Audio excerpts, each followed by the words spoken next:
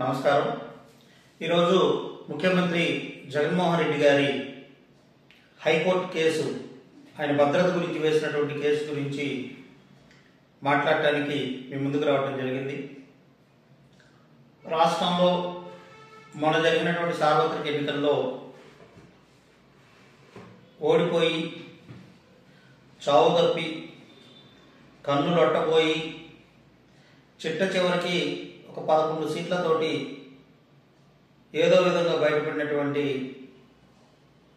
YSR Congress party అధ్యక్షుడు జగన్మోహన్ రెడ్డి గారు ఇంతవరకు కోలుకోకపోవడం అనేది నిజంగా దారుణమైన, బాధాకరమైనటువంటి విషయం. ఆయన మరి అసెంబ్లీకి రాకుండా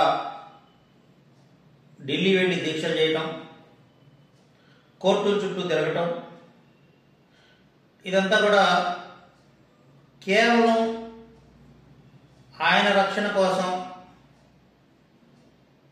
ఆయన భద్రత కోసం, ఆయన ఉనికి కోసం పాటలు పడతా ఉండటం చూస్తే నిజంగా జాలి కలుగుతూ ఉంది ఆయన మీద.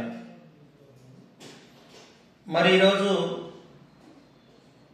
రాష్ట్ర ప్రజలు ప్రతిపక్ష నేతగా జగన్మోహన్ రెడ్డి వంతు ఆయన పాత్ర ఆయన నిర్వహిస్తారని ఎదురు చూస్తూ ఉన్నప్పటికీ ఆ స్థితికి జగన్మోహన్ రెడ్డి గారు రాలేకపోవడం అనేది దురదృష్టకరమైనటువంటి విషయం. ప్రజల పక్షాన పోరాడాల్సినటువంటి జగన్మోహన్ రెడ్డి గారు తన కోసం పోరాడటానికే ఆయనకు సమయం సరిపోవట్లా. ప్రతిపక్ష హోదా ఇవ్వమని చెప్పి కోర్టుకు పోయాడు. మరి ఇప్పుడు చూస్తే నాకు భద్రత కల్పించండి అని చెప్పి కోర్టుకు వెళ్ళాడు. దేశ ప్రజల కోసం, రాష్ట్ర ప్రజల కోసం ప్రాణాలు అర్పించినటువంటి వీరులు ఎందరో ఉన్నారు. మరి జగన్మోహన్ రెడ్డి గారి భయం చూస్తే ఎందుకింత భయపడతా ఉన్నాడు అనేటువంటి విషయం ఎవరికి అర్థం కానటువంటి పరిస్థితి. ఈ రాష్ట్రంలో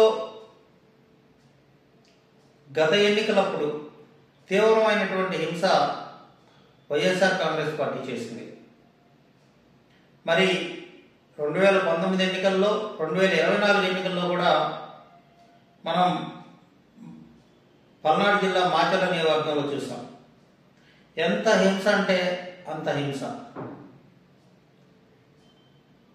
సాక్షాత్తు వైఎస్ఆర్ కాంగ్రెస్ పార్టీ గూండాలు, రౌడీలు చేతిలో కర్రలు, రాడ్లు, కత్తులు పట్టుకొని రోడ్ల మీద స్వైర విహారం చేసింది మనం చూసాం. మరి స్థానిక సంస్థల ఎన్నికలప్పుడు ఆ నియోజకవర్గానికి వెళ్ళినటువంటి ప్రతిపక్ష పార్టీ నేతలు బోండా ఉమ, ఇంకొక ఆయన సమయంలో ఉన్నారు. వీళ్ళ మీద కూడా కారు లోపలికి ఒక కడ్డీ దూర్చి మరి ధ్వంసం చేసి విధ్వంసం సృష్టించినటువంటి పరిస్థితి మాచర్ల నియోజకవర్గం వైసీపీ నేత చేయడం మనం చూసాం. దాడులు, ఇటువంటి సంస్కృతి, ఇదంతా కూడా వైఎస్ఆర్ కాంగ్రెస్ పార్టీ, అందులో అత్యధిక శాతం మంది నేతల సహజ నైజంగా ఉన్నటువంటి పరిస్థితి. మరి కూటమి ప్రభుత్వం వచ్చిన తర్వాత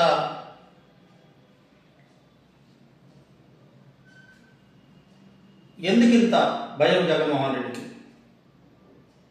ఎందుకు ఇట్లా కోర్టులు మెట్లెక్కుతా ఉన్నాడు ఆయన? భయంతో ఒడిగిపోతా ఉన్నాడు జగన్మోహన్ రెడ్డి గారు. జగన్మోహన్ రెడ్డి గారికి నవతరం పార్టీ నుండి ఒక సూచన చేస్తా ఉన్నాం. ప్రజల కోసం పోరాడండి జగన్మోహన్ రెడ్డి గారు. ప్రతిపక్ష నేతగా మీ కర్తవ్యాన్ని నిర్వర్తించండి. ప్రజల కోసం పోరాడండి. మీరు పూర్తిగా నాకు ప్రతిపక్ష హోదా ఇవ్వండి, నాకు భద్రత కల్పించండి, మా ఆవిడకు భద్రత కల్పించండి, మా పిల్లలకు భద్రత కల్పించండి, ఈ తరహాలో మీరు భయంతో ఉంటే మీరు ప్రజల్లోకి ఎప్పుడు వస్తారు? గత 5 సంవత్సరాల పాటు తాడేపల్లి ప్యాలెస్కి పరిమితం అయిపోయారు మీరు. ఒక్కరోజు కూడా ప్రజా సమస్యల పట్ల స్పందించడం కానీ, ప్రజల కోసం ప్రజల్లో తిరగటం కానీ మీరు చేయలేదు. కనీసం ఇప్పుడైనా ప్రతిపక్ష నేతగా మీ వంతు పాత్ర మీరు నిర్వర్తించాలని చెప్పి వైఎస్ఆర్ కాంగ్రెస్ పార్టీ అధ్యక్షులు, పులివెందుల శాసనసభ్యులు అయినటువంటి జగన్మోహన్ రెడ్డి గారికి నవతరం పార్టీ నుండి ఈ సందర్భంగా విజ్ఞప్తి చేస్తా ఉన్నాం.